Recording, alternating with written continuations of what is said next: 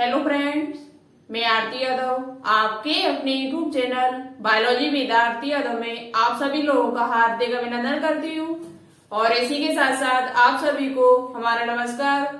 तो आज हम आपके लिए एनिमल किंगडम में सेकेंड फाइलम लेकर आए हैं जिसका नाम है सीलिंट्रेटा या निडेरिया। इसे निडेरिया क्यों कहा जाता है आज की वीडियो में हम यहाँ पर डिस्कस करेंगे। तो आज का जो पार्ट नंबर है वो 4 एनिमल किंगडम में। अभी तक आपने पिछले 3 पार्ट नहीं देखे तो उनको एक बार जरूर देखिए, क्योंकि पार्ट नंबर 1 और 2 में हमने आपको बेसिस ऑफ क्लासिफिकेशन बताया, यानी कि एनिमल किंगडम को 11 फाइलम में कैसे बांटा है, किसके आधार पर बांटा गया। उसके बाद पार्ट नंबर 3 में हमने आपको पॉरीफेरा के बारे में बताया। पॉरीफेरा पूरा आपका पार्ट नंबर 3 में फिनिश हो गया था, बहुत ही इंपॉर्टेंट है और यहाँ से आपके एग्जाम में क्वेश्चंस भी पूछे जाते हैं। तो जितने भी फाइलम पॉरीफेरा से लेकर कॉर्डेटा तक आपको सभी फाइलम अच्छी तरीके से आने चाहिए। और इसके जो एमसीक्यू है, इसे इन टॉपिकों से बनने वाले जो भी एमसीक्यू है वो आपको सुबह की क्लास में मिलेंगे। तो सुबह की क्लास आप लोग बिल्कुल भी मिस ना कीजिएगा। वह क्लास हमारी 7 बजे से लेकर 9:30 बजे तक आपको मिल जाती है, ठीक है। तो एमसीक्यू आप वहां पर देख सकते हो और टॉपिक या थ्योरी देखना चाहते हो तो इस वीडियो को कंप्लीट जरूर देखें, बहुत ही इंपॉर्टेंट है। यहाँ से सीपी नेट में क्वेश्चंस भी पूछे गए 2018 में। तो चलिए आज बात करते हैं सीलिंट्रेटा या निडेरिया पर। हमने देखा है कि अब आप लोगों का मन थोड़ा कम लग रहा है, गलत बात है। अब आपका एग्जाम जब टाइम आ गया तब आप लोगों का जो मन है वो कम लग रहा है। देखो एक बात आपने सुनी होगी, मंजिल मिले न मिले, मंजिल मिले न मिले मुकद्दर की बात है, हम कोशिश ही न करें ये गलत बात है। आप कोशिश कीजिए। आपने देखा होगा जो लगातार कोशिश करते हैं उनका सिलेक्शन जरूर होगा, जो लगातार कोशिश करते रहेंगे उनका सिलेक्शन जरूर होगा। तो आप लोग लगातार पढ़ते रहिए। मंजिल मिले न मिले मुकद्दर की बात है, हम कोशिश ही न करें ये गलत बात है। तो चलिए अब बात करते हैं सीलिंट्रेटा पर। हम आपको बताएंगे कि इसे निडेरिया क्यों कहा जाता है, ठीक है। इसका विशेष लक्षण क्या है, इसमें कैसे कैसे जीव आते हैं, इनमें जन्म कैसा होता है, समृद्धि कैसी होती है, वो सभी को डिस्कस करेंगे जो आपके एग्जाम में आपसे पूछे जा सकते हैं, ठीक है। तो सबसे पहले बात कर लेते हैं कि संघ सीलिंट्रेटा के अंतर्गत जो जीव है वो कहाँ पर पाए जाते हैं। तो देखो अधिकांश जो जीव होते हैं इनका आवास क्या है, आवास क्या है। तो अधिकांश जीव होते हैं, अधिकांश जो इसके जीव है संघ सीलिंट्रेटा के वो आपके समुद्र में पाए जाते हैं। कहाँ पर पाए जाते हैं, समुद्री पानी में पाए जाते हैं, समुद्री जल में पाए जाते हैं, समुद्र जल में। लेकिन आपका एक जीव है जिसका नाम है एक जीव है जिसका नाम है हाइड्रा। क्या नाम है, हाइड्रा। हाइड्रा जो आपका होता है वो संघ सीलिंट्रेटा के अंतर्गत आता है। आप लोग याद कर ले इस चीज को, बहुत ही इंपॉर्टेंट है। पूछा जाता है कि जो हाइड्रा है वो किसके अंतर्गत आता है, किस संघ के अंतर्गत इसे रखा गया है। तो इसे आपका किसमें रखा गया, संघ सीलिंट्रेटा में रखा गया। ये जो आपका है वो स्वच्छ जल में पाया जाता है। वेरी वेरी इंपोर्टेंट पॉइंट है ये, स्वच्छ जल में। अधिकांश जो होते हैं वो समुद्र जल में, मरीन वाटर में पाए जाते हैं, मरीन वाटर में पाए जाते हैं। लेकिन हाइड्रा एक ऐसा जीव है जो आपके स्वच्छ जल में पाया जाता है। किसमें पाया जाता है, स्वच्छ जल में पाया जाता है।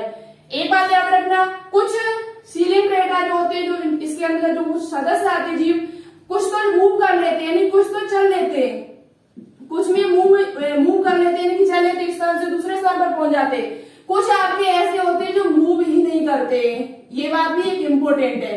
देखो जो आपके पॉलीफेरा के अंदर जो जीव आते थे वो ओनली समुद्र में पाए जाते थे, वो कहीं नहीं जाते थे, एक स्थान से दूसरे स्थान पर जाते ही नहीं थे।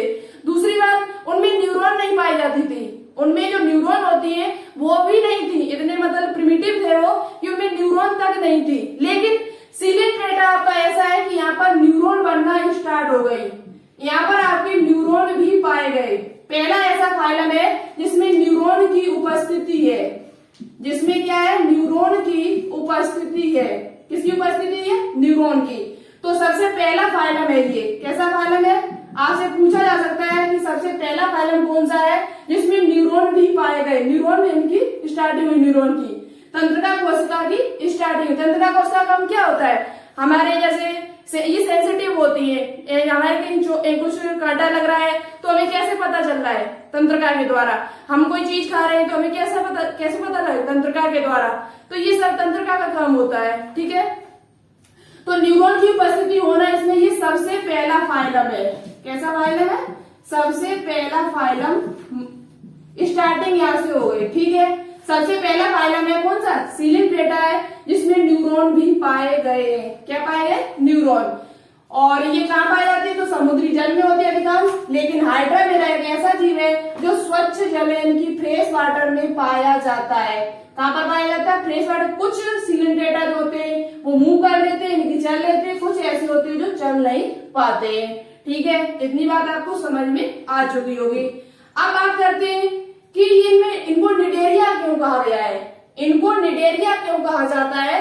तो देखो, इनका एक विशेष लक्षण भी है। ये एक तरीके से इनका एक विशेष लक्षण है, और आपको फिगर भी दिखा देंगे हम, इनके विद फिगर के साथ बात करेंगे। हाइड्रा का कैसा फिगर होता है, सभी फिगर हम आपको दिखाएंगे, ठीक है। तो देखो, इनका एक विशेष लक्षण है, आपको फिगर यहाँ स्क्रीन पर दिख जाएगा। इनका विशेष लक्षण है कि इनमें दंश कोशिकाएं पाई जाती हैं। क्या पाई जाती? दंश कोशिकाएं।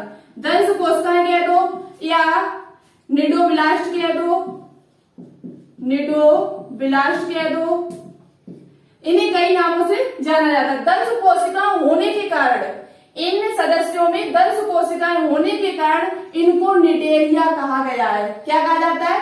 दंश कोशिकाओं की उपस्थिति होने के कारण इनको क्या कहा जाता है? निडेरिया भी कहा जाता है। उपस्थिति होने के कारण इनको क्या कहा गया? निडेरिया कहा जाता है। दंश कोशिका को निडोब्लास्ट कहते हैं, निडोसाइटिस भी कह सकते हो आप। तो दंश कोशिका की उपस्थिति होने के कारण इनको क्या कहा जाता है? निडेरिया कहा जाता है। और ये इनका एक विशेष लक्षण भी है। जैसे कि हमने आपको पॉरीफेरा में बताया था कि पॉरीफेरा में छिद्र पाए जाते। क्या पाए जाते थे? छोटे छोटे उनके अंदर छिद्र पाए जाते थे, और उनमें नाल तंत्र भी था। क्या था? नाल तंत्र भी था। तो उनका ये विशेष लक्षण था। उसी प्रकार से सिलिंड्रेटा का एक विशेष लक्षण है कि इनमें दंश कोशिकाएं पाई जाती है। इनका काम क्या होता है दंश कोशिकाओं का, वो अभी हम आपको आगे बताएंगे चल के, ठीक है। तो अच्छे तरीके से प्रत्येक पॉइंट को समझते हुए चले, हमारे साथ लिखते हुए चले। अब बात करेंगे आगे, ठीक है। चलो अब बात करते हैं इनका शरीर संगठन कैसा होता है, समिति कैसी होती है, सिमेट्री कैसी होती है, जनन स्तर कैसा होता है, सीलोम कैसी होती है, बॉडी प्लान कैसा होता है। ये चीज हम आपको बता तो चुके हैं पहले ही, जब बेसिस ऑफ क्लासिफिकेशन हमने बताया था वहां पर हम बता चुके हैं समिति क्या होता है, सीलोम क्या होता है, किसे कहते हैं सीलोम, जनन स्तर किसे कहते हैं। पर आपको यहाँ पर लगातार जितने भी हम फाइलम बताएंगे सभी में आपको ये चीज बताते हुए चलेंगे, जिससे आपका रिवाइज भी हो जाएगा अच्छी तरीके से, और वो बहुत ही अच्छे टॉपिक, यहाँ से क्वेश्चंस भी पूछे जाते हैं, यहाँ से आपके एग्जाम में क्वेश्चंस भी पूछे जाते हैं। तो आप लोग अच्छे से समझते हुए हमारे साथ चलना है, ठीक है। अब बात करते हैं इनका शरीर संगठन कैसा होता है। तो देखो इनका जो शरीर संगठन होता है वो कैसा होता है, हमने आपको बताया था पॉरीफेरा जो थे वो कोशिकीय स्तर के थे। अब कोशिकाओं से मिलकर क्या बना, ऊतक, क्योंकि थोड़ा विकास होगा। पॉरीफेरा से जब सिलिंड्रेटा में आए तो आपका देखा उसमें न्यूरॉन नहीं थे, इसमें न्यूरॉन है। पॉरीफेरा में न्यूरॉन उपस्थिति नहीं थी, जबकि इसमें क्या है आपके न्यूरॉन पाए जाते हैं, किसमें, सिलिंड्रेटा में।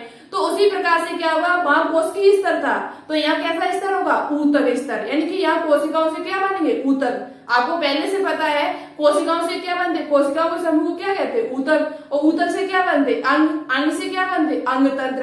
तो धीरे धीरे विकास होगा, धीरे धीरे विकास होगा, कोर्डेटा तक जब तक जाएंगे तब तक अंग तंत्र बन के तैयार हो जाएंगे हमारे में। तो देखो शरीर संगठन जो होता है वो ऊतक स्तर का होता है। किसका होता है, आप लोग पहले से पता है, आप लोग लिखते हुए चले मेरे साथ साथ।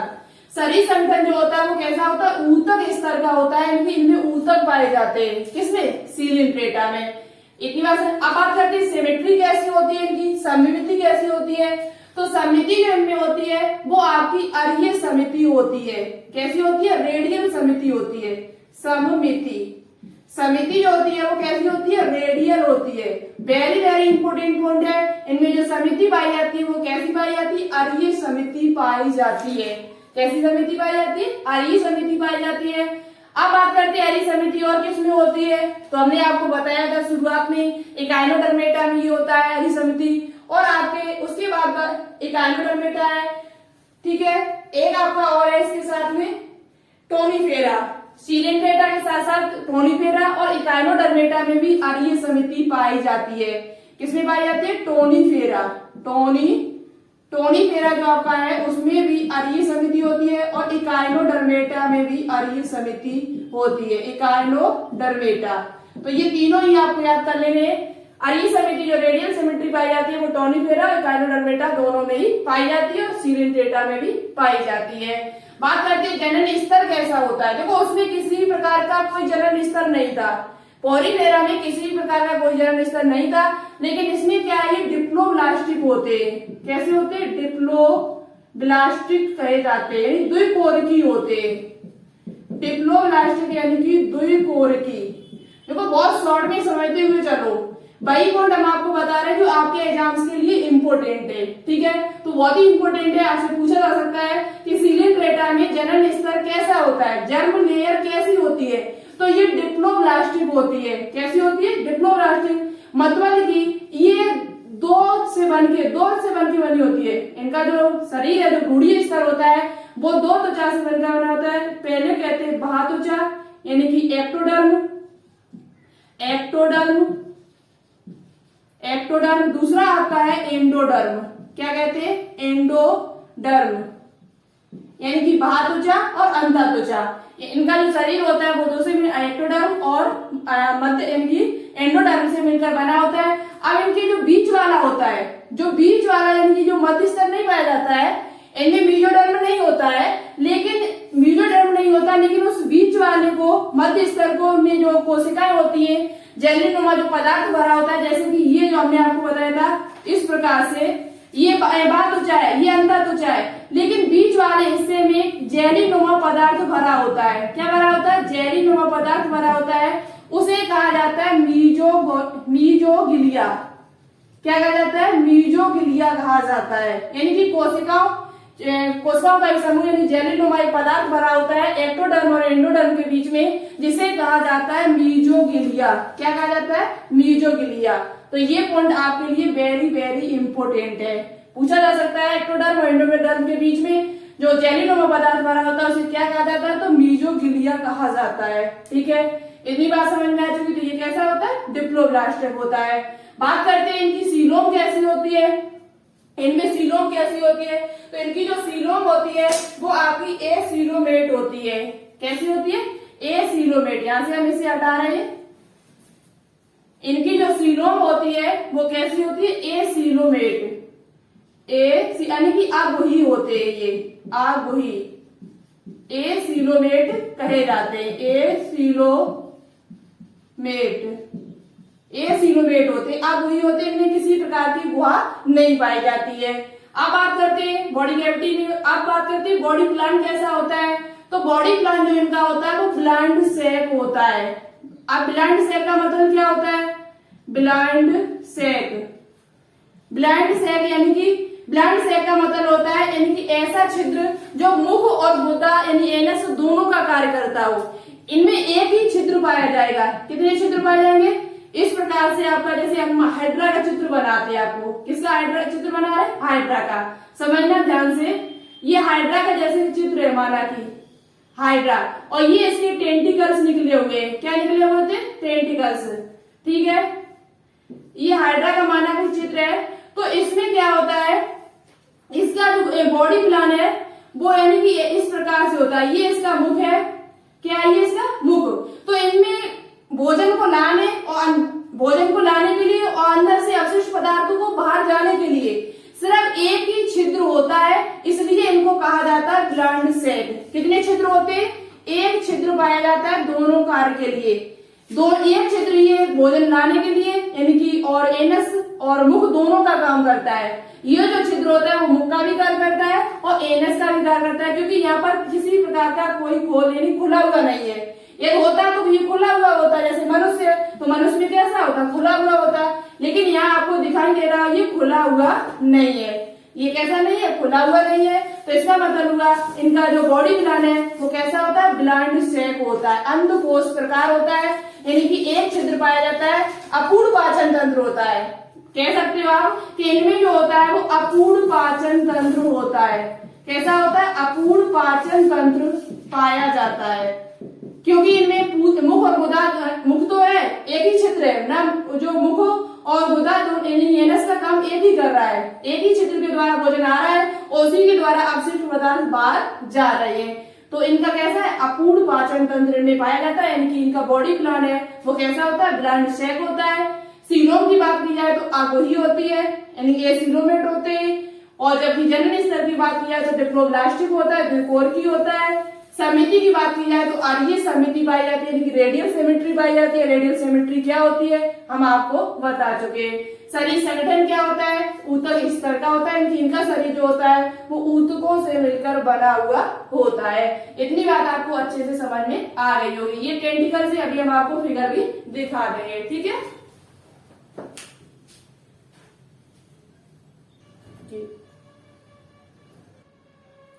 तो देखो अब बात से करते हैं, ये जो आपको फिगर दिखाई दे रहा है ये आपका हाइड्रा का फिगर है। किसका फिगर है, हाइड्रा का।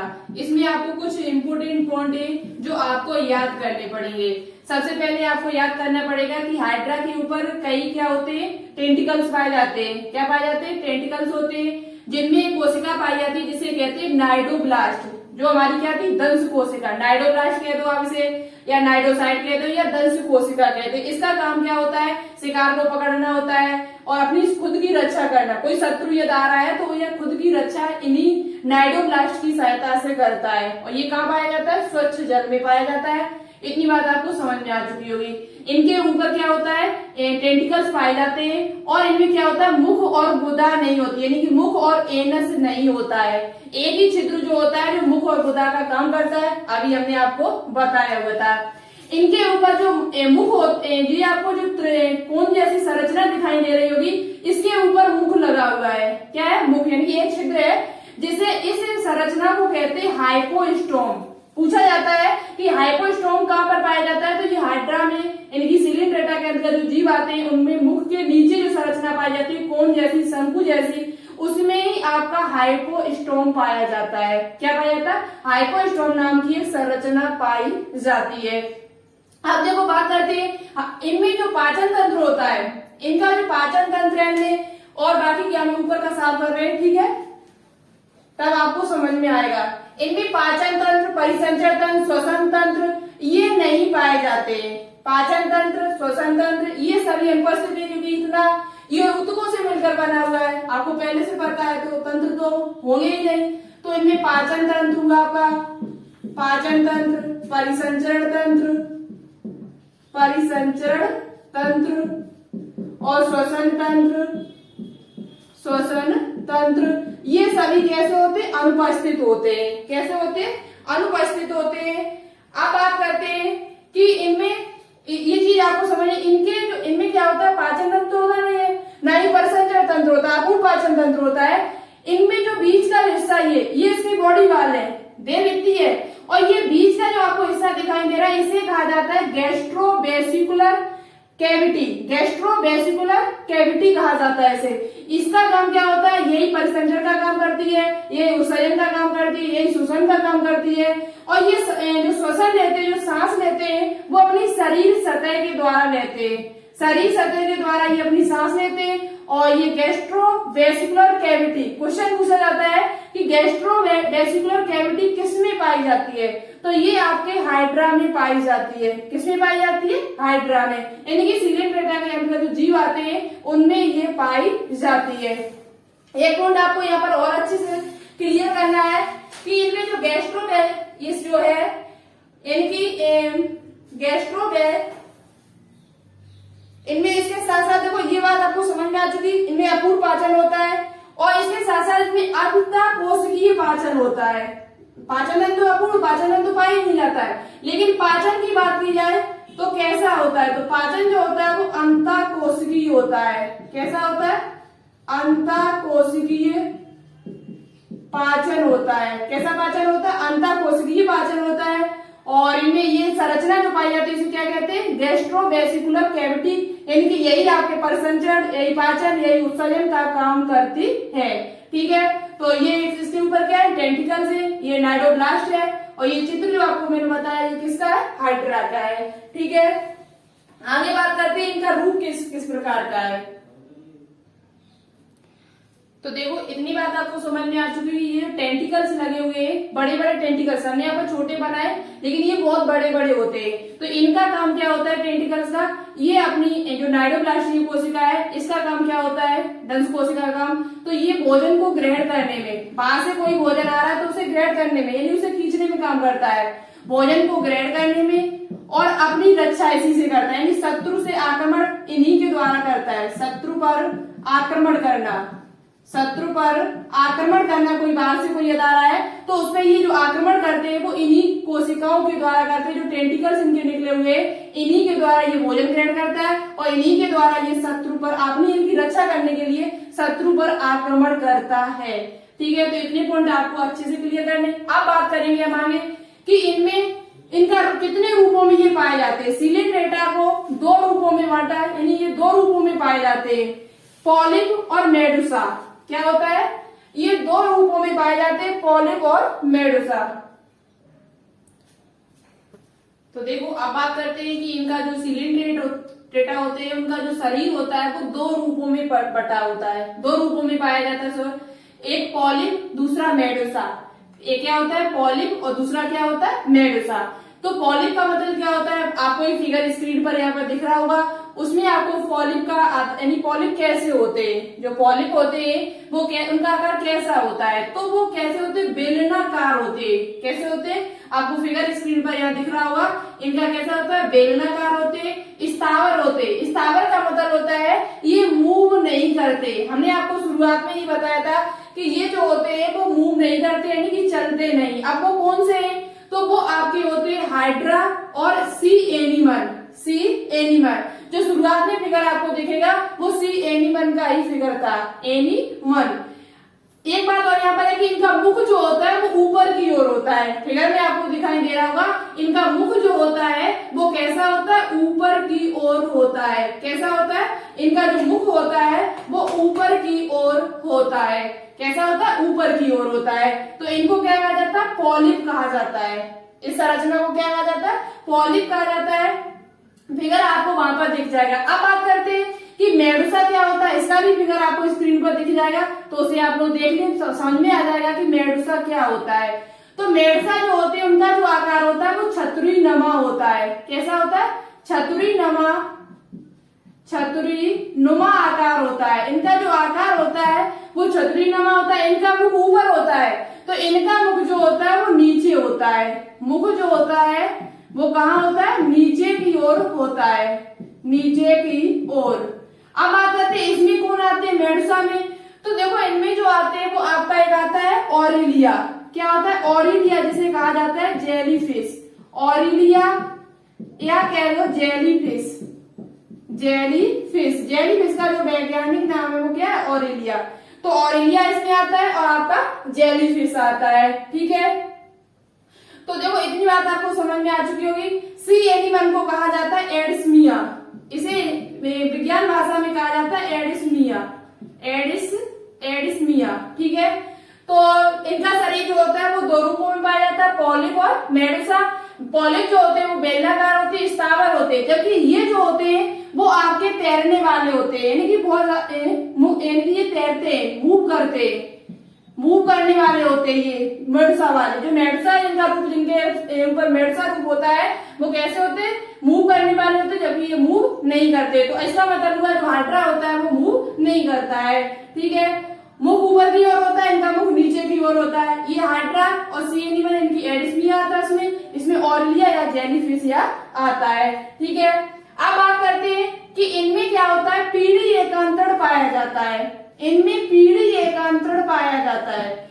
बहुत ही इंपोर्टेंट पॉइंट है, आपने सुना होगा कब, प्लांट किंगडम में पीढ़ी एकांतरण। लेकिन कुछ जंतु ऐसे सिलिंड्रेटा के जिनमें पीढ़ी एकांतरण भी पाया जाता है। क्या पाया जाता है, पीढ़ी एकांतर पाया जाता है। तो इसे कहा जाता है, पीढ़ी एकांतर को कहा जाता है मेटाजेनेसिस। मेटाजेनेसिस, मेटास्टेजेनेसिस। एक बात देख लेते हैं क्या वर्ड है इसमें।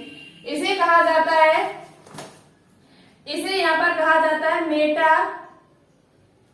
मेटाजेनेसिस। मेटा यही है शब्द, ठीक है, मेटाजेनेसिस, मेटाजेनेसिस।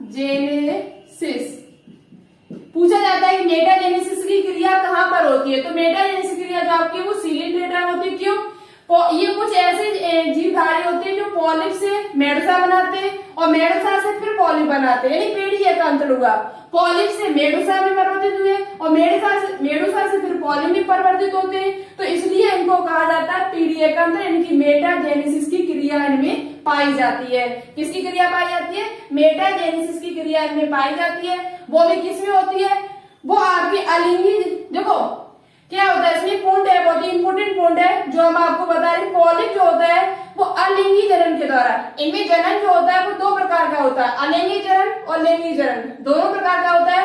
तो ये क्या होता है? पॉलिप के द्वारा, पॉलिप अलिंगी जनन के द्वारा ये मेडुसा बनाता है, और मेडुसा जो होता है, मेडुसा ये क्या करते हैं? ये लिंगी जनन करते हैं। यहाँ देखो एक बात क्लियर कर लो, ये लिंगी जनन करते हैं मेडुसा, जिनका रूप मेडुसाधारी होता है, और जो पॉलिप होते हैं ये अलैंगिक जनन करते हैं। कौन सा जनन करते हैं? अलैंगिक जनन, अलैंगिक जनन। तो पॉलिप अलैंगिक जनन के द्वारा मेडुसा बनाता है, और मेडुसा क्या होता है? लैंगिक जनन के द्वारा फिर पॉलिप बनाता है। क्या बनाता है? पॉलिप की संरचना बनाता है। तो इसलिए इसे पीढ़ी एकांतर कहा जाता है, इनकी एक के बाद एकांतर हुआ। तो इस क्रिया को कहा जाता है मेटाजेनेसिस, जो आपका ओवेलिया में होता है। इसमें एक जीव आता है जिसका नाम है ओवेलिया। ओवेलिया नाम का एक जीव है जिसमें मेटाजेनेसिस की क्रिया देखी गई है। किसमें देखी गई? मेटाजेनेसिस जो क्रिया है वो ओवेलिया में देखी गई है। तो ये चीज आप अच्छे से याद कर लेना कि ओवेलिया में कैसी क्रिया होती है। तो मेटाजेनेसिस में पीढ़ी एकांतर पाया जाता है। मेडुसा क्या होता है? पॉलिप क्या होता है? पॉलिप के अंतर्गत कौन आते हैं और मेडुसा के अंतर्गत कौन से जीव आते हैं, ये आपको अच्छी तरीके से क्लियर कर लेना है, ठीक है। अब बात करते हैं यहाँ पर इसके उदाहरण क्या क्या है। इसके उदाहरण क्या क्या है, इसमें क्या क्या आता है। तो सबसे पहले आपका आता है उदाहरण, एक आपका आता है फाइसेलिया। क्या आता है? फाइसेलिया।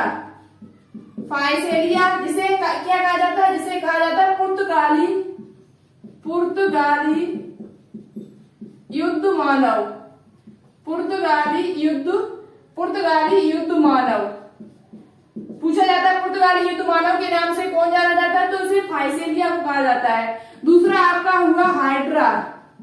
क्या हुआ? हाइड्रा। एक आता है सी पेन। क्या आता है? समुद्री कलम कहा जाता है जिसे, सी पेन। एक आपका आता है इसमें समुद्री कलम, इसे कहा जाता है समुद्री कलम। एक सी पेन होता है और एक होता है सी फेन।